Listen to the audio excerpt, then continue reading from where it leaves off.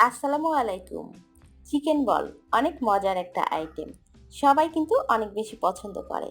আজকে আমি এই মজার রেসিপিটাই আপনাদের সঙ্গে শেয়ার করব। চিকেন বল তৈরির জন্য এখানে আমি মুরগির বুকের মাংস নিয়েছি 200 গ্রাম। ব্রেড দিয়ে দিলাম 2 পিস। আর ব্রেডের যে সাইডের বাদামি অংশ এটা কিন্তু কেটে বাদ দিয়ে দিতে হবে।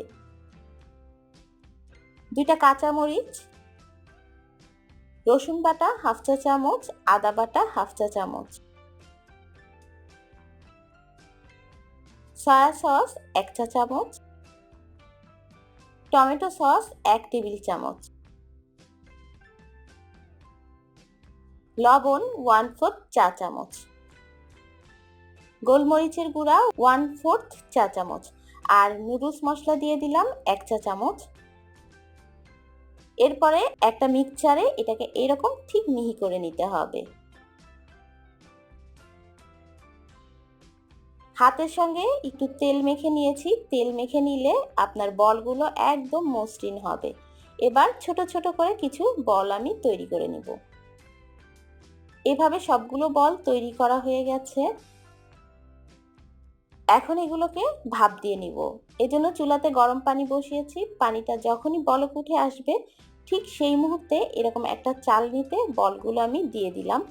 এখন ঢাকনা দিয়ে ঢেকে দিব। চুলার আঁচটা রাখবো মাঝারি। আর অপেক্ষা করব 8 থেকে 10 মিনিট। ঠিক 10 মিনিট পর ঢাকনা তুললে দেখা যাবে যে বলগুলো কিন্তু একদম সাদা হয়ে গেছে। অর্থাৎ তখনই কিন্তু বোঝা যাবে বলগুলো সিদ্ধ হয়ে গেছে। এখন বলগুলো নামিয়ে নিয়ে একটা ফ্রাই প্যানে এগুলোকে হালকা করে ভেজে নিব। এজন্য 2 টেবিল চামচ সয়াবিন তেল দিয়ে দিলাম। তেলটা গরম হয়ে এসেছে। এখন বলগুলো এর মধ্যে দিয়ে দিলাম। অনবরত নেড়েচেড়ে এই বলগুলো হালকা বাদামি রং করে ভেজে নিতে হবে। চিকেন বল কিন্তু অনেক বেশি ফ্রাই করতে হয় না। হালকা বাদামি রং হয়ে গেলে এটাকে তুলে নিতে হবে। যেহেতু এটা সিদ্ধ করা তাই অনেক বেশি ভাজার প্রয়োজন নেই। বলগুলো কেমন হয়েছে সেটা আমি একটু দেখাচ্ছি। বাহিরটা যেমন মসৃণ, ভেতরটা কিন্তু অনেক সফট আর স্পঞ্জি।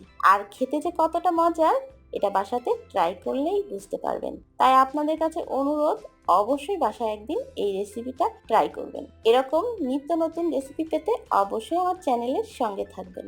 আজকের মতো বিদায় নিচ্ছি। সবাই ভালো থাকবেন, সুস্থ থাকবেন। আল্লাহ হাফেজ।